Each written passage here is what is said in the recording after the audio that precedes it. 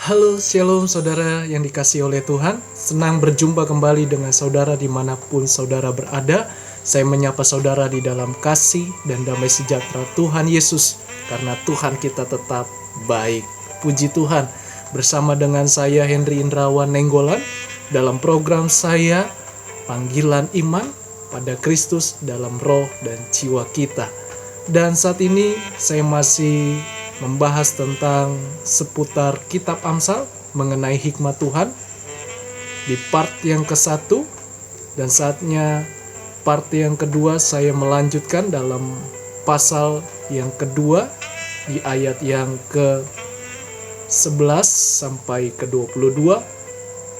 Temanya adalah fungsi hikmat Tuhan di hidupmu. Kalau saya berkata di hidupmu, berarti di hidup kita sendiri. Katakan sama-sama, di hidupku menjadikan keberhasilan. Jadi tunggu apa lagi? Keberhasilan ada di iman kita, di keyakinan kita kepada Tuhan. Jadi saudara, jangan pindahkan channel saudara, supaya saudara mengalami berkat-berkat anugerah Tuhan dari setiap pembacaan firman Tuhan yang kita akan alami bersama dengan Tuhan. Sebelumnya kita terlebih dahulu berdoa. Haleluya. Tuhan Yesus yang baik, terima kasih. Kami perlu Engkau selalu, setiap kehidupan kami. Kami perlu hikmat-Mu, karena hikmat-Mu lah yang melindungi kami dari segala kejahatan, dari segala niat-niat yang jahat. Dengan hikmat-Mu lah ada jalan keluar, ada mujizat Tuhan, ada pintu-pintu sorgawi terbuka, yaitu berkat Tuhan sendiri. Urapi hamba-Mu yang akan menyampaikan renungan firman, biarlah kami yang mendengar diberkati Tuhan, ditolong Tuhan, mengalami pribadi bersama dengan Tuhan di dalam roh Allah yang hidup, yang kami kenal adalah Roh Kudus. Terima kasih. Dalam nama Yesus semua untuk kemuliaan Tuhan. Haleluya. Amin. Mari kita buka kitab kita. Di dalam kitab Amsal pasal 2 ayat yang ke-11 sampai yang ke-22 saya bacakan. Kebijaksanaan akan memelihara engkau, kepandaian akan menjaga engkau. Digaris bawahi ayat 12, supaya engkau terlepas dari jalan yang jahat, dari orang yang mengucapkan tipu muslihat, dari mereka yang meninggalkan jalan yang lurus dan menempuh jalan yang gelap, yang bersuka cita melakukan kejahatan, bersorak-sorak karena tipu muslihat yang jahat, yang berliku-liku jalannya, dan yang sesat perilakunya, supaya engkau terlepas dari perempuan jalang, dari perempuan yang asing, yang licin perkataannya, yang meninggalkan teman hidupnya masa mudanya, garis bawahi, dan melakukan perjanjian Allahnya. Maksudnya melupakan perjanjian Allahnya, garis bawahi. Sesungguhnya rumahnya hilang tenggelam ke dalam maut, jalannya menuju ke arwah-arwah. Segala orang yang datang kepadanya tidak balik kembali dan tidak mencapai jalan kehidupan. Sebab itu tempuhlah jalan orang baik dan peliharalah jalan orang benar, karena orang jujurlah akan mendiami tanah, dan orang yang tak bercelalah yang akan tetap tinggal di situ, tetapi orang fasik akan dipunahkan dari tanah itu, dan pengkhianat akan dibuang dari situ. Puji Tuhan. Inilah berkat dari hikmat. Fungsi dari hikmat kita belajar dari Raja Salomo sendiri, di mana dia memiliki hikmat, dan kata kuncinya adalah takut akan Tuhan, mengasihi Tuhan. Jadi saudara, kebijaksanaan akan memelihara, artinya seumur hidup kita selalu ada anugerah Tuhan seperti Salomo, di mana kebijaksanaan dalam mengambil setiap keputusan, tidak gegabah, tidak ceroboh, dan juga kepandaian itulah yang akan menjaga setiap kita yang percaya kepada Tuhan. Artinya hati kita tidak tergoyahkan dengan apapun, dengan ajaran, dengan cara pandang yang lainnya, atau dengan daya tarik apapun, hati kita tetap terjaga dengan kepandaian. Itulah yang dialami oleh Raja Salomo sendiri. Dan dikatakan ayat yang ke-11 sampai ayat 15, saya merangkumnya, yaitu terlepas dari jalan yang jahat, tipu muslihat atau pembohong, pendusta, licik, meninggalkan jalan lurus, artinya tidak hidup dalam kebenaran, tidak hidup dalam hal-hal yang baik, bersuka cita melakukan kejahatan, dan bersorak karena tipu daya, berliku-liku jalannya, artinya hidupnya menyimpang, tidak punya pendirian, tidak hidup dalam keyakinan imannya kepada Tuhan, kompromi dengan dosa, dengan hal-hal yang jahat. Beribadah dijalankan, agama dijalankan, tetapi perbuatannya tetap aja melakukan hal-hal yang jahat.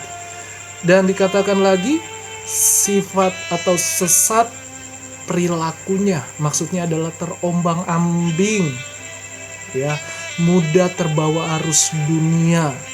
Karena apa? Dunia menuju kebinasaan. Jadi dia sesat perilakunya. Dan ayat 16 sampai yang 19 saya merangkumnya demikian.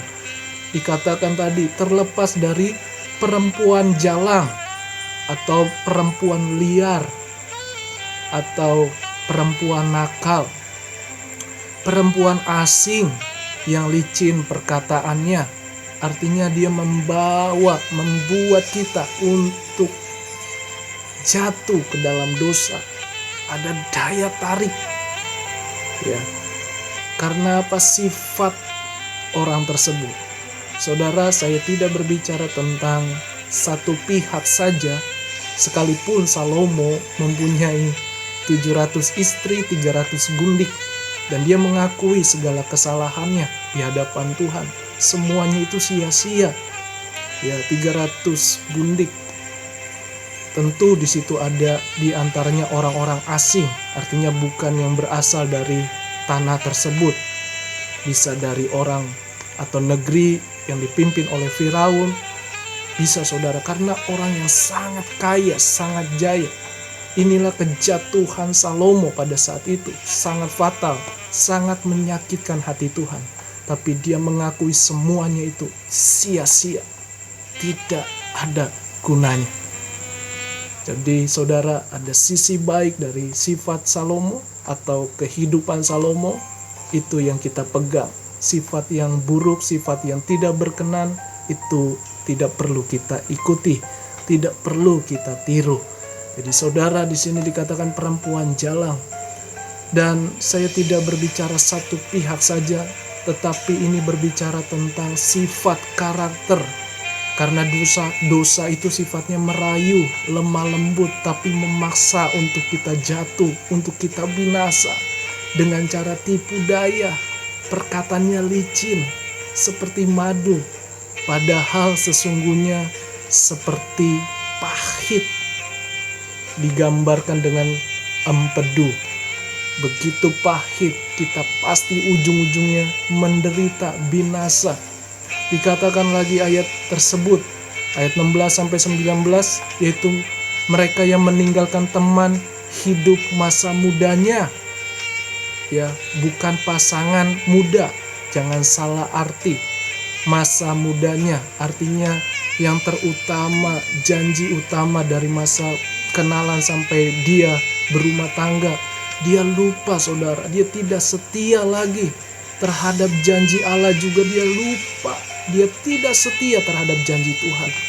Dan dikatakan lagi rumahnya hilang, tenggelam ke dalam maut.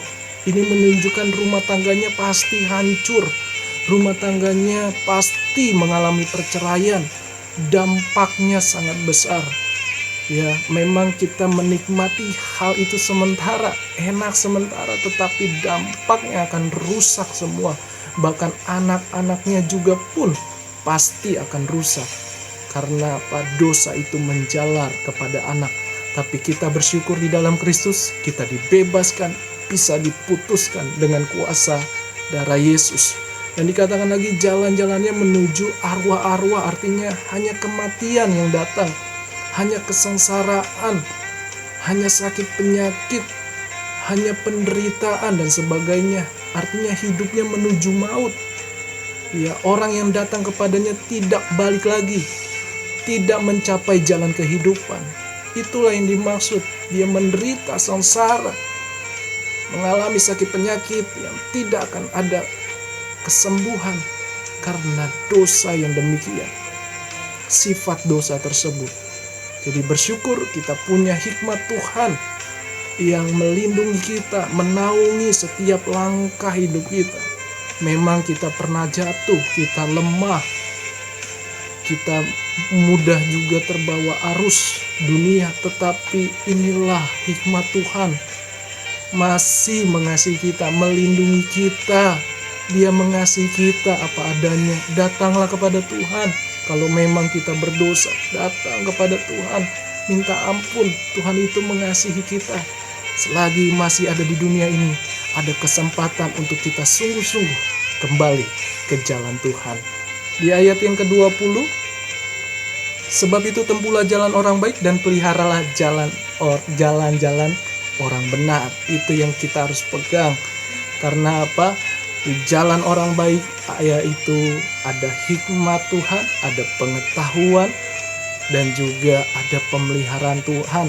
Dikatakan peliharalah jalan orang benar, taat saudara, lakukan saja apa yang kau tabur, itu yang kau tuai. Ayat 21, karena orang jujur akan mendiami tanah, artinya dipercaya saudara. Engkau jujur, terbuka, hatimu murni di hadapan Tuhan, kau akan dipercaya hal-hal yang besar. Dikatakan akan menguasai tanah, dipercayakan lebih besar lagi dari Tuhan. Di ayat 22, tetapi orang fasik akan dipunahkan dari tanah itu. Artinya orang yang tidak bertobat, yang menolak Tuhan, menolak hikmat Tuhan, menolak pengetahuan firman Tuhan. Pasti orang itu akan dipunahkan, dan pihak pengkhianat akan dibuang. Jadi saudara tidak perlu cari pembelaan manusia. Sewaktu-waktu orang yang jahat akan terlempar sendiri. Tidak perlu membalas yang jahat karena Tuhan membela kita. Jadi ada 3 hal berkat dari hikmat Tuhan, keberhasilan dari fungsi hikmat Tuhan. Yang pertama saya catat, hikmat sebagai landasan iman kita kepada Tuhan. Artinya dengan hikmat kita dilindungi dari segala tipu daya, dari segala kejahatan, kuasa kegelapan, kejahatan setan, iblis, niat-niat orang jahat. Karena apa? Ada hikmat Tuhan, ada ilham, ada pewahyuan bagi kita yang percaya kepada Tuhan. Milikilah hubungan pribadimu dengan Tuhan dalam doa, pujian, penyembahan, dan selalu melakukan firman Tuhan. Di ayat yang kedua, maksud saya adalah poin kedua, yaitu hikmat menuntun kesetiaan terhadap Allah dan keluarga. Dikatakan tadi, di mana orang itu lupa setia janjinya terhadap masa mudanya. Ya, artinya dia selingkuh, dia berzina, dia berdosa, melakukan hal-hal yang lainnya. Dia lupa setia kepada Allah, dia lupa janjinya kepada Allah. Tapi dengan hikmat Tuhan, kita dituntun kesetiaan kita terhadap Allah dan keluarga kita pasti keadaan baik. Yang ketiga, hikmat menuntun jalan hidup kita berkenan kepada Tuhan, sebab jalan orang-orang benar akan dipelihara oleh Tuhan. Luar biasa. Saudara pegang ini, kita cari perkenanan jalan Tuhan, karena Tuhan rindu kita menempuh jalan yang baik, jalan-jalan yang benar, melalui hikmat Tuhan, melalui pengetahuan dan kebijaksanaan.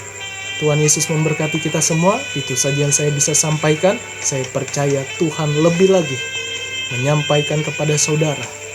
Yang terpenting adalah jangan keraskan hatimu, terimalah Dia, taat, dan lakukan bagian kita karena firman-Nya. Tuhan Yesus memberkati kita semua. Jangan lupa like, komen, dan subscribe. Bagikan channel ini ke banyak orang agar nama Tuhan Yesus dimuliakan. Tuhan Yesus memberkati. Shalom. Haleluya.